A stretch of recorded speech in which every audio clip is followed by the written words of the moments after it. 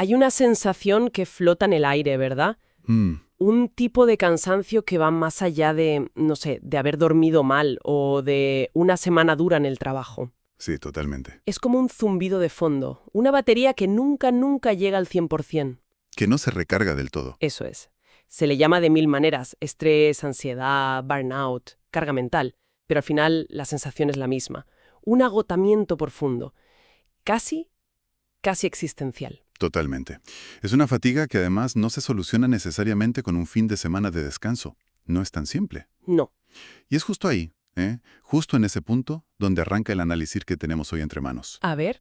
Parte de un texto muy provocador, el alto costo energético de la identidad, que nos obliga a mirar en una dirección, completamente inesperada. ¿Ah, sí? Nos pregunta, ¿y si el problema no es lo que hacemos, sino el esfuerzo titánico que invertimos en ser quienes creemos que somos?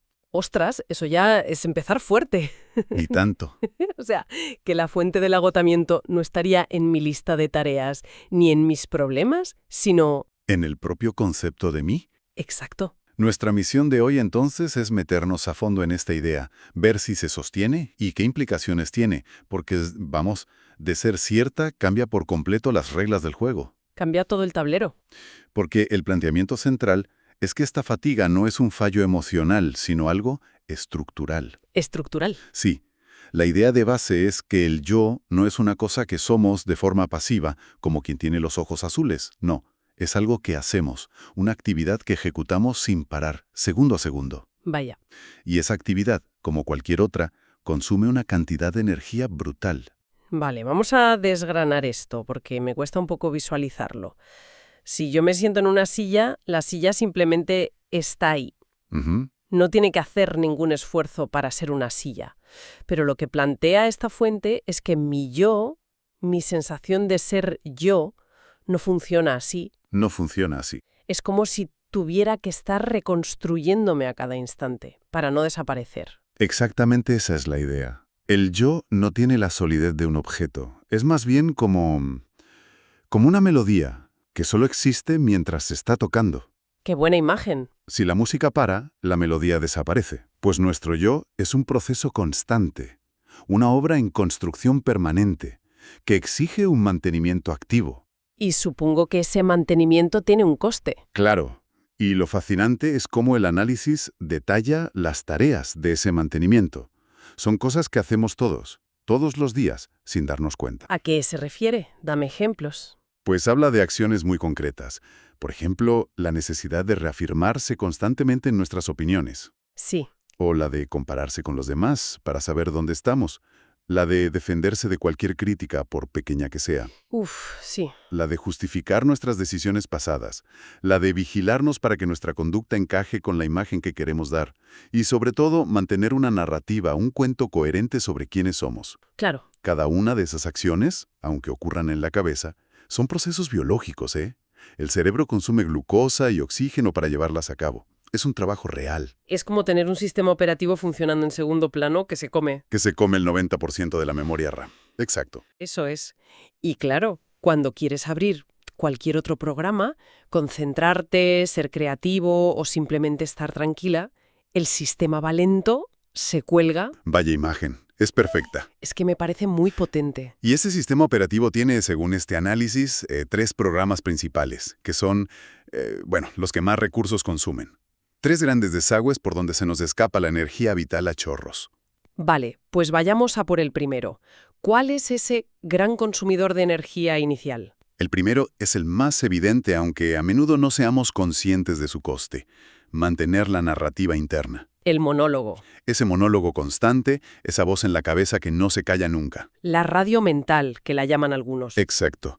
La fuente la describe como una película interminable que nos contamos sobre nosotros mismos. Es el narrador que va comentando la jugada. ¿Todo el rato? Todo el rato: soy una persona a la que le gusta esto, no soporto aquello, debería haber dicho tal cosa en esa reunión, a ver qué pensarán de mí si hago esto otro.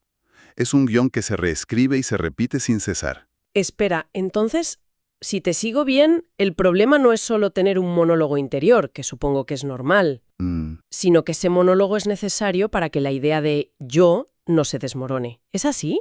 Porque eso es un cambio de perspectiva brutal. Has dado en el clavo. Justo esa es la clave.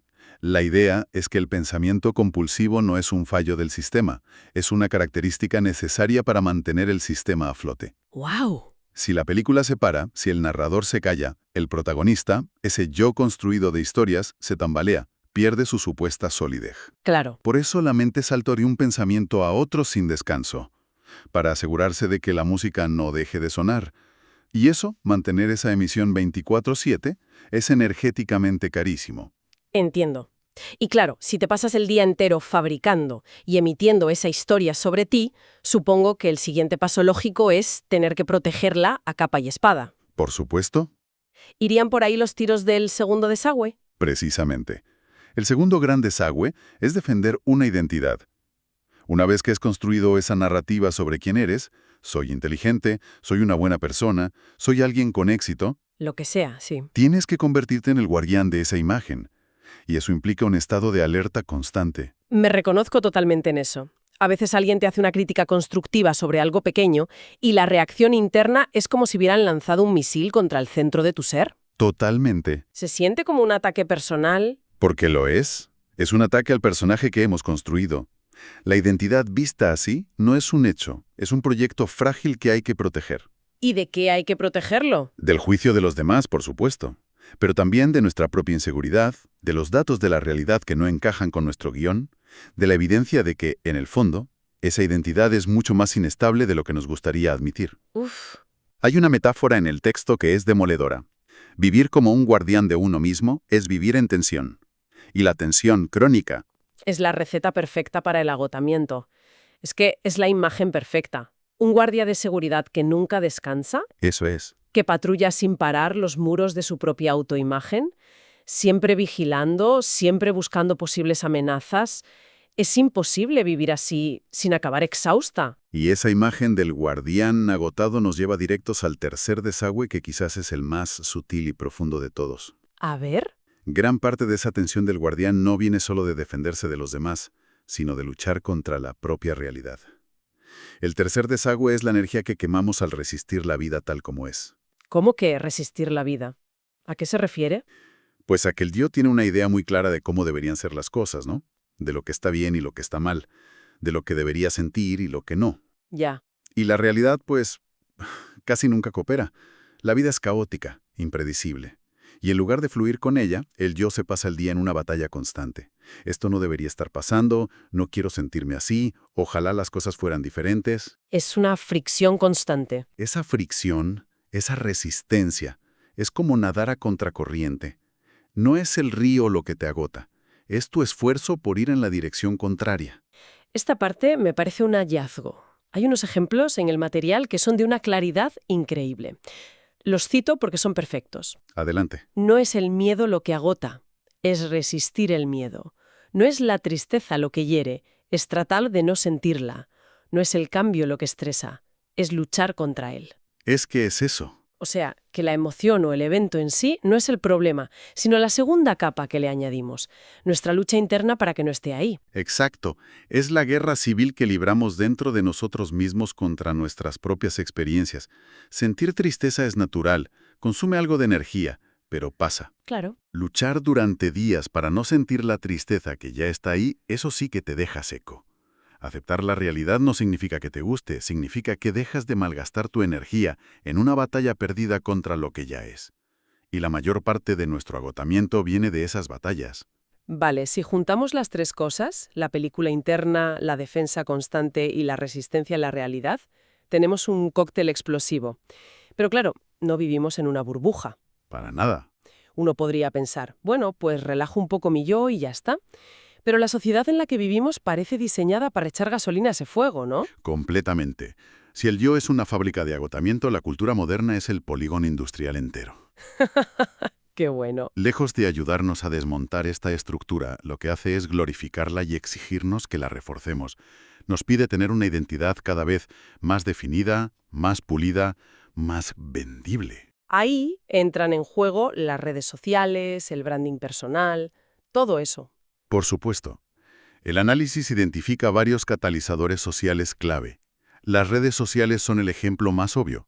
El más claro, sí. Nos obligan a ser comisarios de nuestra propia vida, a construir una narrativa. Ujú, Primer desagüe. ujú, Y a defenderla públicamente, ujú. Segundo desagüe. de forma constante.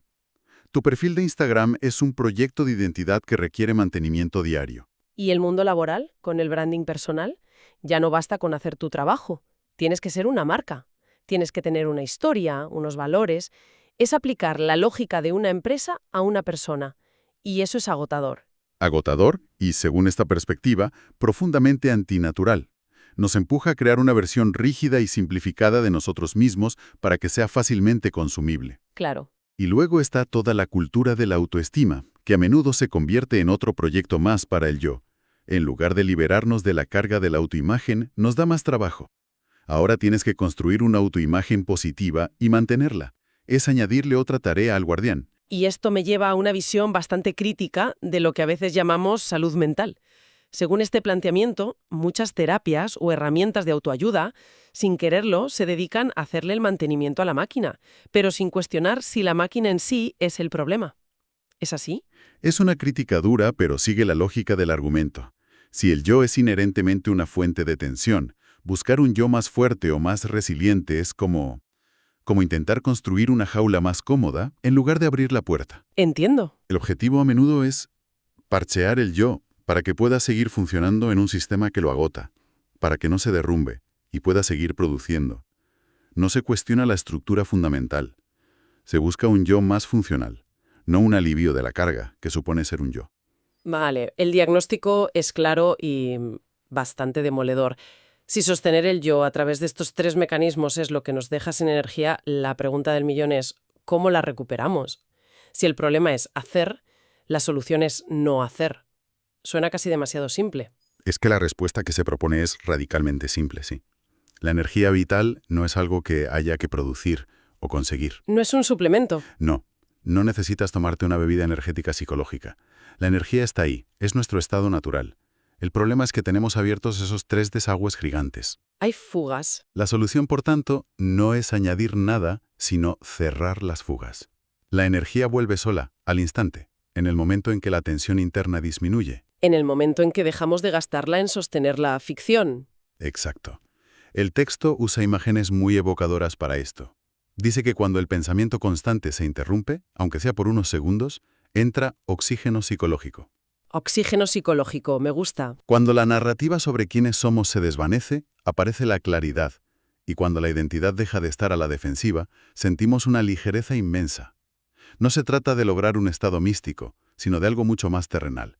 Dejar de hacer un trabajo inútil y agotador. Me viene a la mente esa sensación que tienes a veces en la naturaleza, o escuchando música, o en medio de una conversación apasionante. Sí, Esos momentos en los que te olvidas de ti. No estás pensando en yo estoy aquí mirando una montaña. Simplemente estás. Y después te sientes recargada. esos son precisamente los momentos a los que se refiere. Instantes en los que la maquinaria del yo se detiene. Y esto nos lleva a una de las frases más potentes de toda la fuente. A ver. El descanso más profundo no es dormir, es no ser alguien por un momento. Uf, esa frase hay que dejarla respirar. Es potente, ¿eh? No ser alguien por un momento. Es que el sueño repara el cuerpo físico, sin duda. Pero si el software mental sigue funcionando a toda máquina, incluso en sueños, te levantas cansado. Cierto. El descanso del que habla el texto es psicológico. Es la pausa en la actividad de ser yo. En ese estado de no ser nadie, el organismo por fin puede respirar sin la presión constante de la autoimagen, la narrativa y la defensa. Se libera. Se libera. Y la vitalidad, esa energía natural, regresa por sí sola, porque ya no hay un agujero negro que se la esté tragando. Entonces, si intentamos atar todos los cabos, ¿qué significa todo esto? La propuesta es que esta epidemia de cansancio que sentimos no viene de fuera. No es solo la vida, el trabajo o los problemas. No. Es un trabajo interno, invisible y constante. El de cargar hombros con la ficción de una identidad separada, fija y sólida. Es el peso del yo. Esa es la tesis central, sí. Y la conclusión es muy liberadora. Nos habla de una vitalidad sin causa. ¿Vitalidad sin causa? Se refiere a esa energía que aparece de forma espontánea cuando sueltas la carga del yo. No es la vitalidad que sientes cuando consigues un ascenso o cuando te enamoras. Esas son energías que dependen de un estímulo externo. Necesitan una causa. energía base del sistema cuando deja de estar oprimido por su propia ficción. La libertad, desde este punto de vista, no sería conseguir algo, sino soltar algo. Soltar el personaje y simplemente ser el actor, por así decirlo. O quizá ni siquiera el actor, simplemente el escenario donde la vida ocurre. Y esto nos deja con una última reflexión, una pequeña provocación para quien nos escucha, que se deriva directamente de todo esto. Adelante. La fuente habla de no ser alguien por un momento. Esto nos lleva a una pregunta muy práctica, casi un experimento. ¿Qué pasaría si durante una única actividad cotidiana, una sola, prepararse un café, ducharse, caminar a la parada del autobús, se intentara hacerla sin la narración? ¿Sin la voz? Sin la voz que dice, soy la persona que está haciendo esto, o a mí me gusta el café con poca espuma, o qué tarde llego. Simplemente hacerlo. Sentir el agua, oler el café, notar los pies en el suelo, sin el comentario superpuesto. Exacto. Sin el peso de la identidad que ejecuta la acción. Solo la acción. El planteamiento sugiere que en esos pequeños instantes de simple existencia, sin la carga de ser alguien, podríamos descubrir cuánta energía se libera. ¿Podríamos probarlo? Podríamos tener un pequeño sorbo de esa vitalidad sin causa y darnos cuenta del peso que llevamos encima el resto del tiempo sin saberlo. Es una pregunta que queda abierta.